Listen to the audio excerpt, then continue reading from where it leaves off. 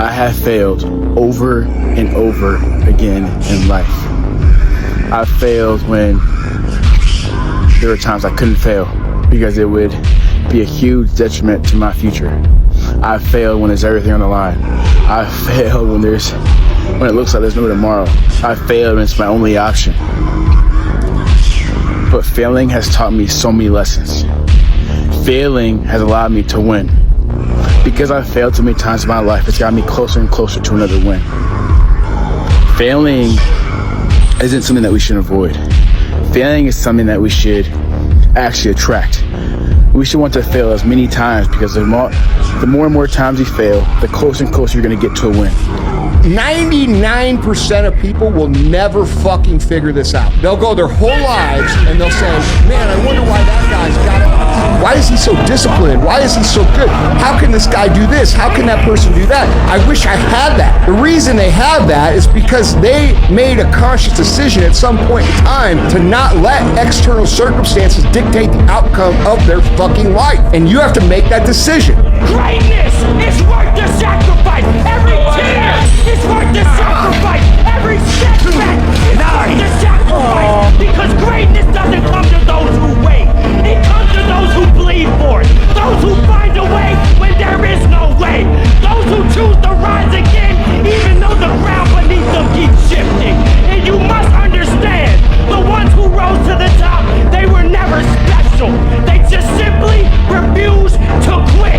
They stood in that same darkness you're standing in right now. And they just kept going. You've tried several times to complete whatever mission is in front of you, and you can't. Sometimes it's not meant to be, but that said, there's very few times it's not meant to be. So there's sometimes you need to fucking throw in the towel, but there's a lot of times when throwing in the towel too early will take away your shot at the person that you should have been. What the fuck do you mean maybe in another life? There is no other life. There's no sequel, no reboot, no version 2 where you're braver and the timing finally works out. There's this. There's the body you're in and the brain you woke up with and the circumstances you didn't choose. And that's the entire inventory. You're not waiting for your real life to start. You're inside it. And it's been running the whole time you've been talking about it. You keep a parallel version of yourself alive in your head. The one who would have done it if things were different.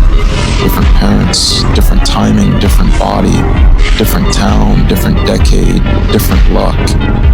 That imaginary person is braver than you, sharper than you, more disciplined than you. And crucially, they don't exist. They've never done a single thing.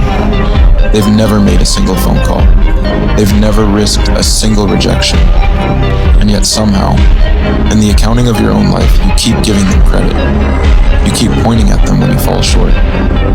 In another life, you say, and what you mean is, spare me the verdict on this one. Every time you were about to do something and didn't, the parallel version did it. They went to the school you didn't apply to.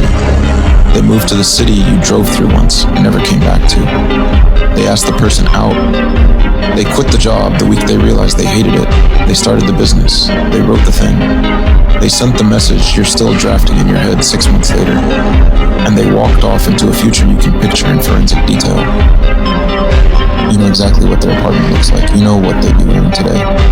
And you've never once asked yourself why the imaginary version of you has so much more specificity than the real one.